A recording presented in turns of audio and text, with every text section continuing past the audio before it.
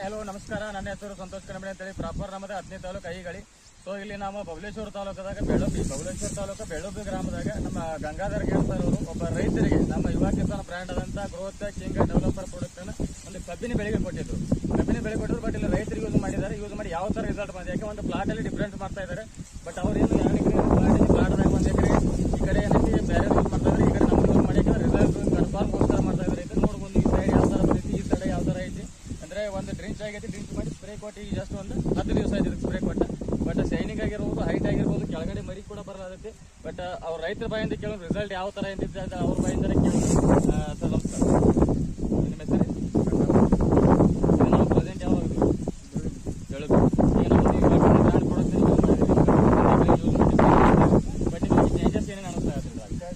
Trending spray ಮಾಡಿದ್ದೇನೆ, result ಚಲೋ ಐತಿರದ. ಈಗ ಮಾಡ್ಲಾರ್ದೇನಕ್ಕೆ ಅದು ಪರ್ಸನ್ ಐತ್ರಿ. ಮಾಡಿದ್ದು ಮಾಡಾರ್ದು ಒಂದೇ ಪ್ಲಾಟ್ ಒಳಗೆ ಡಿಫ್ರೆಂಟ್ ಕಾಣೋದು. ಬಟ್ ಇದರಿಂದ ನೀವು ರೈತರಿಗೆ ಏನು ಹೇಳಕ್ ಇಷ್ಟಪಡ್ತೀರಿ? ರೈತರಿಗೆ ಮಾಡ್ಬೋದು. ಇಲ್ಲಿ ರೈತರ ಕೇಳ್ತಾ ಇದ್ರಿ, ನೀವು ಯಾವ ತರ ಹೇಳ್ತಾ ಇದ್ದಾರೆ ರೈತರ? ಯಾಕಂದ್ರೆ ಯೂಸ್ ಮಾಡ್ಬೋದು ಅಂತ ಹೇಳ್ತಾ ಇದ್ದಾರೆ. ಯಾಕಂದ್ರೆ ಒಂದೇ ಪ್ಲಾಟ್ ಅಲ್ಲಿ ಅವ್ರು ಡಿಫ್ರೆನ್ಸ್ ಕೂಡ ಮಾಡಿ ನೋಡ್ತಾ ಇದ್ದಾರೆ. ಬಟ್ ಅದಕ್ಕೆ ಯೂಸ್ ಮಾಡ್ರಿ ಅಂತ ಹೇಳ್ತಾ ಇದ್ದಾರೆ. ಎಷ್ಟು ಹೇಳಕ್ಕೆ ಇಷ್ಟಪಡ್ತೀನಿ. Thank you so much. ಜೈ ಹಿಂದ್, ಜೈ ವಾಮ.